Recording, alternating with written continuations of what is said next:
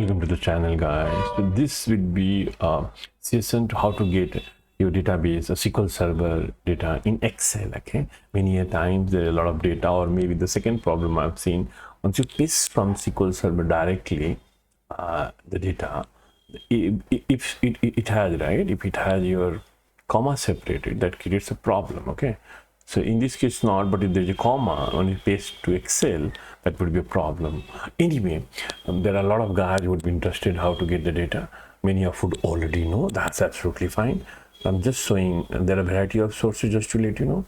You can pull the data from Excel, XML, but at the moment I've just picked SQL Server and how that works in the recent. This is my server name. But here the interesting case I've seen, many a times we don't need to get entire data, right? We just want the table, SQL rather, yeah.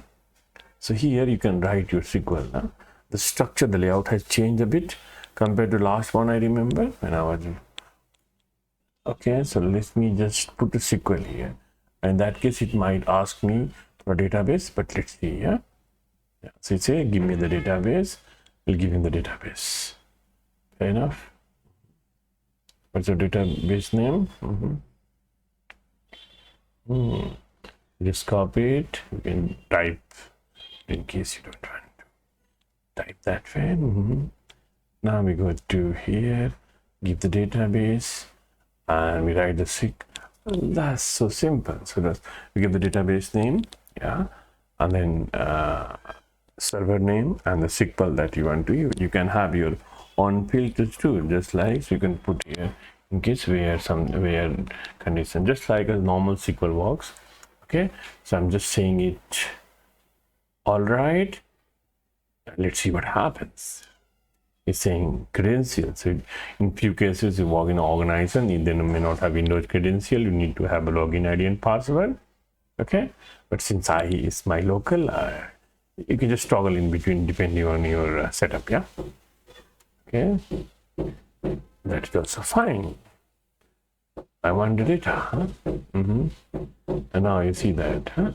If you want to transform, it will open the Power Pivot, the entire one. But since I don't want to do it, I just want to show it quickly. Assuming the data is already prepared, whatever you need, just say load, and here it is. It's so simple, yeah.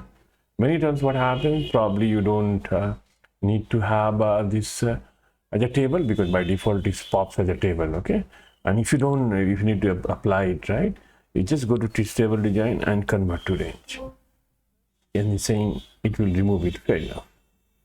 Okay, and the good thing here is this existing connection exists here, yeah, the one we just tried. So you can just open this connection and go to properties. You know what needs to be done next? Go to definition, yeah, and then you can see what's being done. But now they have modified the layout, but that's absolutely fine. Yeah, you wanted to have the connection will exist already. Yeah? I don't need anything. So I hope this helps. But in case in the other data source too, we can do it. Yeah, we can completely do it.